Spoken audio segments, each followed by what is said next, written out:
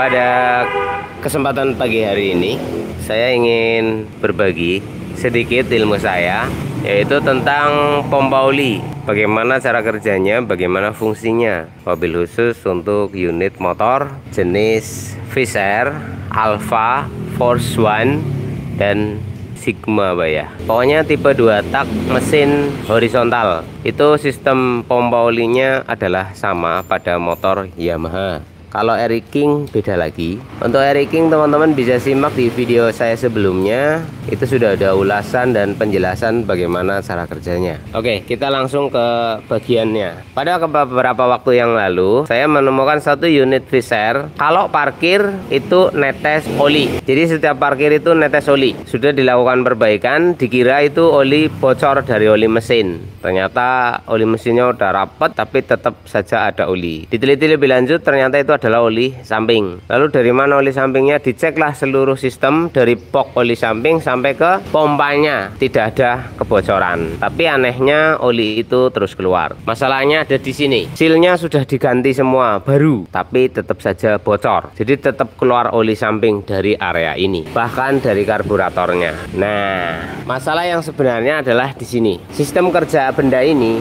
adalah pompa gravitasi. Jadi dia mengandalkan gaya gravitasi untuk bisa mengalirkan oli. Lalu gaya putar yang didapat dari mesin itu sebagai katup atau valve, dan juga sebagai sistem pump itu sendiri, di mana gerakan itu terdapat nok di dalamnya untuk menjadi nilai tekan atas gaya dorong pegas. Jadi cairan masuk ke sini, efek gaya gravitasi. Nah, kalau hukum gravitasi dia tidak akan naik. Oke, dia tidak akan naik. Lalu bagaimana oli itu bisa naik? Karena adanya pump yang didapat dari energi putar ini yang dikoneksikan ke crankcase. Dari putaran itu akan menghasilkan sebuah gerakan 360 derajat. Di dalam ada sebuah nok yang berfungsi untuk menggerakkan stick pompa maju dan mundur. Dari gerakan itulah oli yang tadinya turun ke sini menggunakan gaya gravitasi, gaya tekan, bisa naik menuju ke karburator yang mana lebih tinggi dari titik ini. Dan ini juga berfungsi sebagai katup otomatis. Dalam arti ketika mesin berhenti, maka si oli tidak akan mengalir terus. Anda bisa bayangkan, jika oli samping tidak menggunakan ini, otomatis akan cukup repot, bukan? Ketika Anda berhenti, Anda harus segera menutup keran. Ketika Anda hendak jalan, Anda harus membukanya. Dan Anda tidak bisa mengatur secara manual terus-menerus berapa jumlah oli yang masuk. Dengan adanya alat ini sangat membantu. Jadi dia bisa mengatur berapa debit oli yang akan masuk ke dalam mesin. Dan dengan alat ini juga, ketika Anda berhenti tidak perlu repot-repot menutup keran, karena otomatis akan terjadi proses off atau nutup. Nah, pada kasus ini sudah diganti semua sealnya, tapi tetap mengalami kebocoran. Apa sih penyebabnya? Masalahnya ada di sistem penggerak atau sistem putarnya, atau katup putar itu sendiri yang bermasalah. Mari kita urai. Perhatikan baik-baik teman-teman, sistem kinerjanya. Di sini ada gigi pemutar. Dia bekerja berputar untuk menggerakkan piston putarnya atau katup putarnya. Dari katup putar itu akan mendapatkan tekanan pump dari benda ini. Ini akan bergerak naik dan turun, efek dari nok yang ada di dalam sini. Lalu bagaimana dia bisa kembali? Karena ada efek pegas. Begitulah seterusnya dia bekerja. Lalu bagaimana oli bisa keluar terus? Satu, adanya kerusakan di jalur output ataupun input. Di input tidak ada masalah, tapi masalah ada di output. Ini ada sebuah bekas luka di sini. Nah, di sini nampaknya bekas dicongkel-congkel, seperti sebuah perlakuan penanganan yang tidak semestinya, sehingga dari sini akan rembes keluar oli yang harusnya naik ke selang. Satu. Yang kedua, ketika motor ini berhenti, olinya jalan terus, maka masalahnya ada di katup putar. Katup putarnya tidak menutup sempurna. Apa masalahnya? Nanti kita lihat. Kita akan buka bagian ini. Pahami cara kerjanya, maka kau akan mudah memahami cara memperbaikinya. Di sini ada baut konektor. Bagian ini bisa dibelah menjadi dua. Nah, oke, kita lepaskan. Set, inilah pegas yang saya maksud tadi, di mana dia berfungsi untuk menekan agar terjadi titik balik. Nah, pegas ini sangat penting. Kita lepaskan dulu ya, bro. Kemudian di sini ada benda seperti nok. Nah, kita lepaskan yang ini, kita berfokus di yang ini. Baik, teman-teman. Nah, Ini adalah noknya, nok pom pada pompa oli. Di sini ada benda yang bentuknya mirip-mirip nok kenas, dan di sini ada nilai titik yang tidak sama. Ini bertujuan agar terjadi proses naik dan turun. Karena di dalam sana ada benda spi. Nah, benda itu terkoneksi ke sini. Ketika ini berputar akan terjadi proses naik dan turun karena di sini tidak sama tinggi. Perhatikan seperti ini contohnya. Ketika diputar dia akan mengalami turun dan mengalami naik. Ketika mengenai tonjokan yang lebih tinggi, nah ini ya, turun, naik, turun, naik. Jadi gampangnya seperti ini teman-teman ya, seperti ini. Lalu bagaimana dia berputar? Berputarnya oleh benda ini. Ini kan ada coakan. Kita lepas dulu bekasnya ya. Tadi kan ada bekas di sini. Nah, ini terkoneksi seperti ini. Nah, dia bisa gerak seperti ini teman-teman ya. Karena ini tinggi rendah. Lalu bagaimana ini bisa naik dan turun? Karena ada bekas. Nah, bekas ini di sini, ini di sini. Lalu ditekan dan selak. Ketika benda ini diputar oleh mesin, ini akan ikut muter ya, ikut muter. Karena di sini nok, ada titik yang tinggi dan rendah, akan terjadi gerakan seperti ini secara terus menerus. Inilah skema kerja dasar pompa oli. Inilah pompa tematik yang tersistem. Nah, oke. Setik ini adalah pompanya. Dia terlindungi oleh seal yang ada di sini. Paham sampai di sini? Kita kembali ke sini. Oli samping masuk. Nah, kita gambarkan seperti ini biar lebih mudah oleh teman-teman. Mungkin di SMK tidak ada penjelasan yang seperti ini caranya. Oli samping masuk ke sini, oke. Lalu keluar melalui lubang yang ada di sini. Dari sini dia masuk ke ruangan ini. Oke, sudah paham? Masuk dari sini, keluar lewat lubang yang ini, masuk ke ruangan ini. Di ruangan ini hanya mengandalkan gaya tekan dari efek gravitasi. Karena tabung pompa oli samping ada di atas, otomatis akan memiliki daya tekan. Tentu hanya mengandalkan jumlah oli itu sendiri. Namun gravitasi di mana titik terendah itu akan selalu menjadi kejaran pada sebuah benda yang memiliki gaya gravitasi, termasuk oli samping. Masuklah dia ke sini. Lalu benda ini akan menjadi piston putar atau tabung penyampung putar dan juga sebagai katup putar. Kita akan lepaskan. Set. Nah, teman-teman di sini dulu. Oli yang jumlahnya cukup di sini itu akan menekan masuk ke dalam lubang yang ada di sana. Nah, itu ada lubang, itu terkoneksi dengan yang di sini, sehingga cairan-cairan yang di sini itu akan masuk ke sana. Namun dia terhalangi oleh benda ini. Ini ada katup. Nah, dia terkoneksi ke seperti ini. Nah, oke. Makanya ketika benda ini berputar set dan lurus dengan lubang yang itu, nah katakanlah itu lubangnya, lubang ini lurus. Oke, lurus dan lurus. Otomatis cairan itu akan masuk ke dalam lubang ini. Cairan oli samping akan masuk ke dalam lubang ini. Nah, ketika dia berputar, karena sini tidak ada bolongannya lagi, otomatis terjadi tutup. Jadi oli masuk ke dalam sini dan itu menutup. Kemudian dalam fase berputar itu di bagian atasnya ada lubang lagi. Nah, lubang itu terkoneksi dengan ini. Lubang ini terkoneksi dengan ini. Ini. Perhatikan ini tadi perpak bekas yang di sini. Jadi tidak terumbat tadi, cuma copot aja. Perhatikan baik-baik. Lubang kecil ini terkoneksi dengan lubang yang di sini. Kawat kecil. Ini ada kotorannya. Nah, kelihatan ya. Lubang ini terkoneksi dengan lubang yang di sini. Lubang yang di sini terkoneksi dengan ini dan sampailah kepada karburator. Lalu bagaimana mungkin cairan itu bisa naik kalau hanya mendapat putaran saja? Tentu saja tidak mungkin. Maka di sini butuh sistem kerja. Nah, sekarang kita ke bagian tugas pompa. Kita perhatikan baik-baik di sini. Kalian lihat ketika oli itu masuk, ini dalam posisi naik segini. Naiknya, gerak naiknya hanya sampai di sini saja. Segini. Otomatis di sini terdapat sebuah ruang sehingga oli yang masuk akan memiliki jumlah yang bisa ditentukan tergantung ukurannya. Set, oli masuk, dia berputar. Ketika menemukan lubang out, ini akan menekan. Set, otomatis cairan yang ada di dalam sana akan tertekan. Oke, bisa dipahami? Kalau sulit kita kasih contoh. Minta oli, tolong sini. Kita kasih contoh. Katakanlah ini naik ya, teman-teman. Kemudian di sini terdapat oli. Oke ya, Pak ya. Perhatikan. Ini kita tekan. Nah, akan terjadi efek boom. Masuk, dia mundur.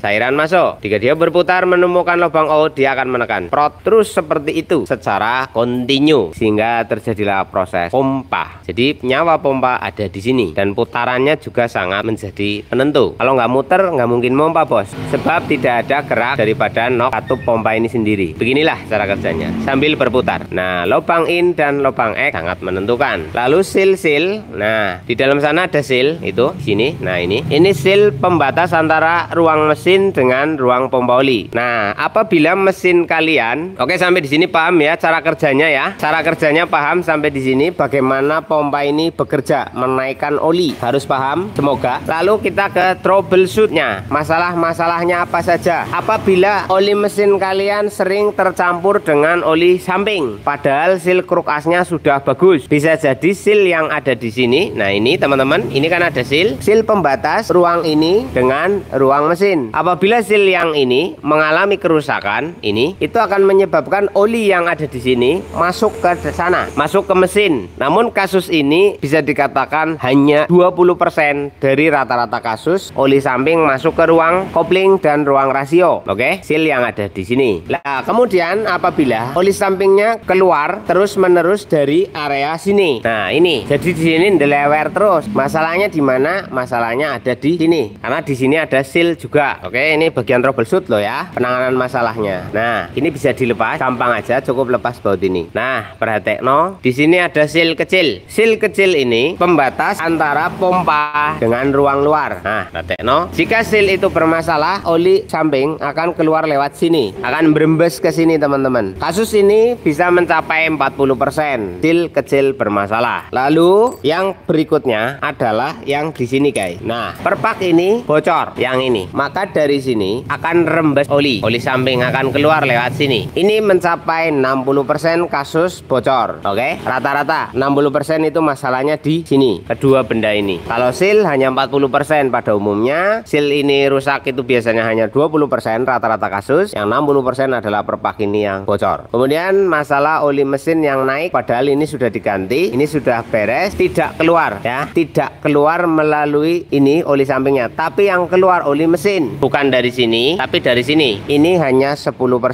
Rata-rata kasus oli mesin bocor lewat tampungan sini hanya karena karet ini tidak bagus, tidak ori, akan kaku, bantat, dan lama-lama bocor sehingga ndrewes oli terus di area oli samping pada fish air. Oke, bisa dimengerti skema kerja dasarnya pada unit ini teman-teman. Mungkin kalian bertanya, ini lubang apa Mas Bun? Ini adalah lubang untuk membuang angin. Apabila habis mengalami pembongkaran atau motor kehabisan oli samping, biasanya akan terjadi masuk angin. Sudah diisi tapi olinya tidak naik, padahal gigi setik kerja normal semua. Kenapa? Efek gravitasi terhalang oleh angin. Jadi gini, ini kan harusnya selalu berisi oli samping. Ruangan ini juga harus selalu isi oli samping. Tetapi karena kamu telat atau kamu mencampurnya ke tangki dan ini lama tidak dipakai, otomatis terjadi kasus masuk angin. Nah, ketika terjadi masuk angin, gelembung angin itu tidak akan keluar ke sini tanpa adanya putaran. Tapi sekalipun ada putaran, jika di sini tidak ada tekanan, maka angin tidak akan keluar. Lalu kita menggunakan rumus gravitasi dan daya tekan angin. Angin akan selalu naik ke atas apabila berada di dalam cairan, karena angin bebas gaya gravitasi. Otomatis angin tidak akan lari ke sini. Ingat, angin tidak akan lari ke sini jika tidak ada tekanan. Maka angin akan lari ke benda ini. Maksudnya begini kawan-kawan, ruangan ini penuh dengan angin, lalu kamu isi. Angin itu tidak akan keluar ke sini secara signifikan, melainkan dia akan balik menuju ke lubang yang ini dan masuk ke dalam selang. Nah, ketika selang dari jarak antara tabung oli samping sampai ke pompa itu memiliki kepanjangan, yaitu memiliki jarak, otomatis jumlah angin yang berada di dalam sini akan bertambah karena efek balik dari sini. Sebab ini bisa membalikkan angin apabila dalam mode putar ya. Pistonnya kan hampa sehingga akan menghasilkan daya hisap ketika diputar. Angin yang terjebak di sini dan di selang akan membuat minyak oli samping yang ditabung tidak mau turun ke sini, alias masuk angin. Angin itu harus dibuang. Bagaimana gaya tekan bisa dibuang? Tentu hukum gravitasi masih digunakan. Maka di sini dibuatlah lubang. Lubang ini terkoneksi langsung kepada ruang yang ada di sini tanpa melalui piston putarnya. Ketika ini dikoneksikan ke baut ini. Nah, baut ini dibuka, otomatis angin akan lari ke sini sebab tanpa beban. Sedang di sini ada tekanan oli. Nah, bukalah bagian yang ini. Tunggu sampai olinya keluar, maka fix sudah bebas dari masalah masuk angin ya. Ini dibuat untuk mempercepat. Jika tidak ada ini, bisa jadi motor Anda tidak akan mengalir oli sampingnya. Ini dibuang, dikendorkan lalu anginnya yang buang maksudnya.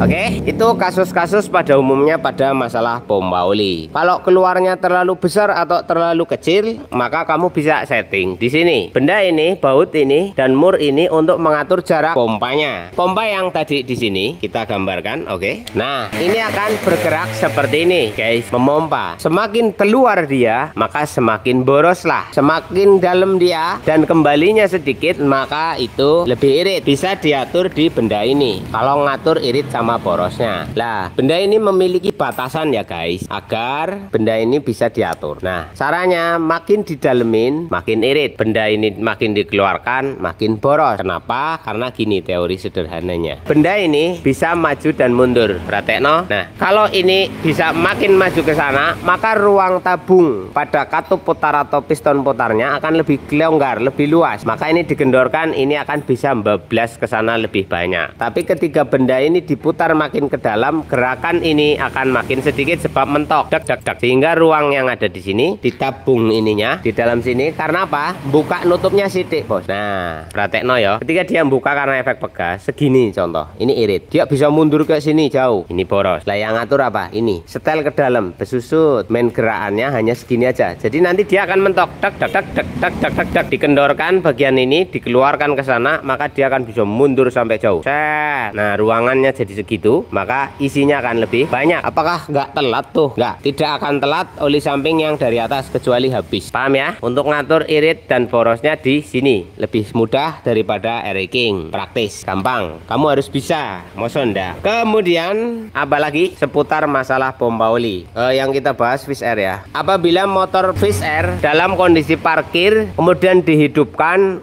beluknya banyak. Tapi nanti kalau sudah ngebut itu normal. Masalahnya bisa jadi sama dengan yang ini. Oke, begini guys. Kasus motor ini ketika parkir olinya keluar kemana-mana. Apa masalahnya? Kita jelaskan. Kita pasang di sini. Berdasarkan penjelasan yang tadi saya sudah jabarkan, maka piston ini adalah kunci. Dia harus sangat rapat, oke? Karena dia mengandalkan sistem putaran. Ketika mutar ke sini dia nutup, mutar ke sini dia buka. Karena ada in dan X tadi. Lah, kok ini olinya ngalir terus? Why kenapa? Olinya mancur terus karena di sini tidak bisa rapat. Ini kan lubang katupnya yang terkoneksi ke ini. Tidak ada seal di sini. Ini hanya antara besi dan aluminium itu yang mengandalkan titik center. Benda ini adalah piston. Nah, ini muter, Pak. Ketika oli masuk, muter, kan nutup. Lalu akan terdorong sampai ke X, buang, sor. Tetapi ini pada waktu berhenti harusnya oli tidak ngalir. Karena tidak mungkin akan berada di dua lubang yang sama pada sebuah putaran. Karena dia hanya ada satu lubang. Harusnya mesin berhenti, oli nggak mengalir. Karena salah satunya pasti nutup, ya toh? Tapi kenapa tetap mengalir? Masuk ke mesin. Why? Kenapa? Ini ada titik yang tidak tersentuh. Perhatikan. Di sini dan di sini kan bergesekan, berarti sangat rapat. Sedangkan di sini warna hitam ini, nah ini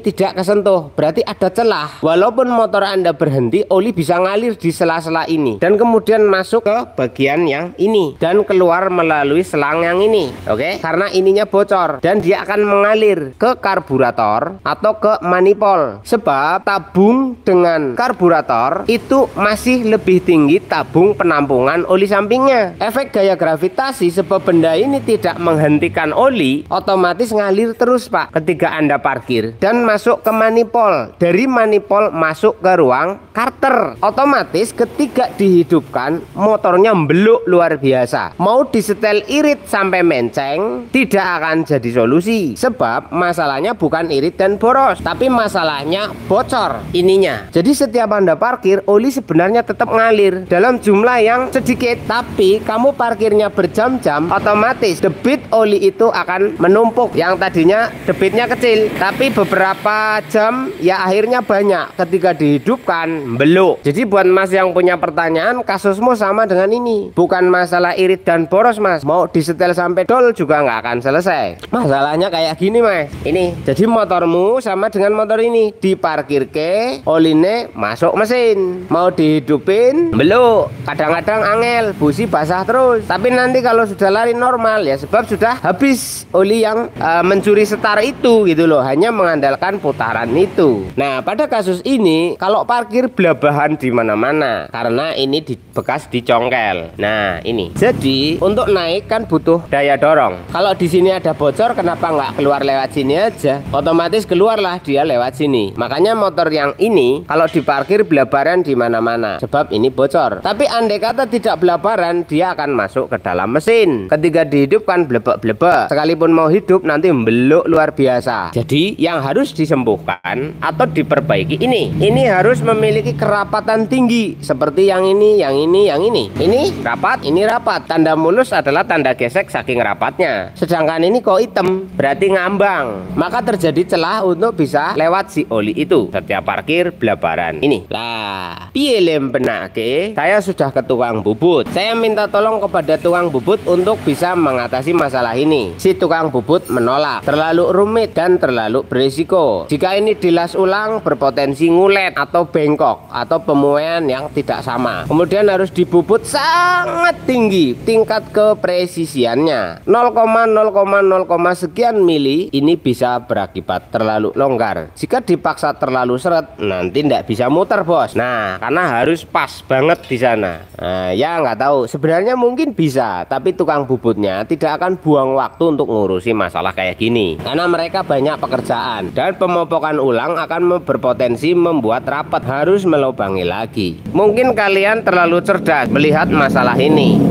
Ah gampang itu tinggal disok, ah gampang itu tinggal disok dan lain sebagainya. Ya itulah kita. Kalau teori mah cerdas banget melihat masalah orang. Oh gampang itu diginiin, diginiin. Itu teori bosku. Yang lebih ngerti praktek mereka para tukang bubut yang lebih berpengalaman. Itu lebih kami akui daripada Anda yang cuma ngomong doang. Nah ini beberapa tukang bubut nggak mau. Ada banyak alasan yang itu adalah hak mereka. Hanya merapatkan ini saja guys, biar memiliki nilai kesempitan yang pas. Padahal itu yang saya inginkan. Tapi dipikir-pikir ribut sekali ya. Nanti sudah dibubut, dipaske, diputer-puter. Kalau longgar ya bocor lagi guys. Kalau seret bisa pecah ruangannya ketika diputar tinggi panas. Dan ingat, jika benda ini dielas, dia akan memiliki tingkat kebesian yang beda. Maksudnya benda ini harus barang bagus, sebab jika dia memuai pasti macet. Ingat, di sini logam sama aluminium blok diputer setiap detiknya, setiap sepersekian detik. Pokoknya setiap mesin muter ini muter bos. Nah ini ojo mau anggap enteng. Ini tidak seringan yang kalian bayangkan. Ini agak berat. Otomatis terjadi gesekan yang ekstrim. Dalam arti ya, untuk benda seperti ini, sekecil ini diputer terus, panas bos. Jika logam ini bukan logam yang berkualitas bagus, pasti memuai. Ketika memuai, aluminium memuai, macet. Maka yang rusak gigi pompa olinya. Gigi pompa oli mbredeli, berakhirlah sudah. Mau sebagus apapun pompanya, kalau gigi mbredel ya rampung. Jadi saya memaklumi keputusan para tukang bubut yang menolak melakukan restorasi bagian ini. Apa? Resiko. Karena besinya tidak akan sama kualitasnya dengan besi ini. Besi ini adalah original POM yang sudah terukur, tidak mudah memuai dan ternyata sampai hari ini nggak memuai guys. Tetapi di sini mengalami keausan saja itu. Tapi kalau ganti yang ini, jika beli yang abal-abal itu lebih baik nggak usah beli. Ingat, ini benda berputar dan sangat berisiko aus. Ini ori aja aus, apalagi yang abal-abal. Ya mungkin waktu baru pertama kali masang ini nggak ada masalah bosku. Tapi nanti dipakai berapa hari, yang abal-abal akan lebih cepat KO. Oke, kalau menggunakan lem itu adalah metode sementara. Anda yakin dengan lem ini hanya lapisan yang sangat tipis dan di sini tidak mutlak bulat. Pikirkan baik-baik, pikirkan baik-baik ya. Ini lapisan yang sangat tipis dan di sini ada lubang. Ketika kita melapisi sebuah benda yang ada nilai putusnya, itu potensi mbredeli. Mbredeli bos. Oke, andai kata ini yang aus, kita lapisi full. Ini kan muter bos. Itu kemungkinan bisa bertahan lebih lama sebab tidak ada nilai kikis. Nilai kikis dengan nilai aus itu beda karena tidak ada nilai kikis. Sedangkan di sini ada lubang di sini guys. Otomatis di sini akan terjadi sudut atau tepi yang berpotensi terjadinya kikis. Coba aja lapisi, pasang. Tidak butuh waktu 3 jam untuk membuat dia mbredeli karena ada lubangnya di sini. Otomatis mbredel bos. Diputer. Kemudian yang berikutnya, perlu Anda pahami, ini tidak menggunakan klaker. Dia bertumbuh pada rumah ini. Otomatis lem itu akan menjadi tumpuan. Beda kasus kalau di sini menggunakan klaker, maka di sini tidak menjadi tumpuan. Jika ada lapisan, maka dia tidak memiliki daya tekan mencapai 100%. Namun karena di sini sebagai tumpuan, jika di sini diberikan lem itu akan menjadi tumpuan toh. Nah, di sini ada lobangan. Lubang itu akan menjadi awal mula terjadinya proses pengikisan. Lama-lama beredel, bos. Akan menjadi serbuk kecil-kecil dan beresiko menyumbat saluran yang ada di sini. Jika mengalami off, sumbatan mati, kita merugikan lebih besar. Apa? Cara bersihinnya piye, bos? Kalau lubang ini mampet sama lem Korea. Wow, pikirkan baik-baik. Dan tidak akan awet. Butuh waktu hanya 1, 2, 3 jam. Berputar, habislah lem itu. Ingat, ini bukan showbreaker ya, ini bukan showbreaker. Ini memiliki putaran sekian puluh ribu putaran dalam RPM tertentu dan memiliki suhu yang tinggi. Jika showbreakermu bocor, bisa di lem Korea diamplas. Kenapa? Satu, dia tidak berputar, dia hanya bergesek dan monoton. Ini juga monoton, tapi 360 derajat. Pada bottom showbreaker yang bocor ditambal pakai lem bisa bertahan berminggu-minggu. Karena dia hanya mengalami gesekan begini tok, bos. Sedangkan ini diginikan dan dijadikan numpuk kan gini, dak, kita puter, ngelotok, bos. Itu teori aja dulu sih ya. Tapi saya udah pernah praktek sebagai bengkel yang dari dulu apa-apa diakali. Sampai showbreaker aja saya lem, apalagi pompa oli. Tapi kalau Anda bilang, oh saya pernah nyoba dilem kayak gitu, Mas Bun, tahan 75.000 tahun sampai hari ini belum rusak. Alhamdulillah. Saya tidak ikut bicara banyak lah soal itu, karena kami di bengkel nyata dan kami menghadapi kasus yang nyata. Oke, maka iki wes mau ndak mau, aku sudah berusaha ya, Mas. Sudah nyoba ini dibawa kemana-mana, tukang bubutnya nolak karena resiko-resiko itu. Dan akhirnya pun saya pertimbangkan, enggak deh, saya tidak akan mengorbankan profesi saya untuk sesuatu yang justru akan memperburuk citra saya. Bagaimanapun kita semua orang yang dibangun dan dikejar adalah citra. Tidak salah membangun citra yang baik. Tidak salah membangun sebuah parameter nilai sosial kehidupan kita. Seperti halnya kalian, semua orang itu membangun citra. Semua orang itu membangun citra. Semua orang juga melakukan pencitraan, tapi pencitraan yang nyata. Oke guys, salam mekanik dan salam nikmati. Bye. Semoga bermanfaat. Assalamualaikum warahmatullahi wabarakatuh.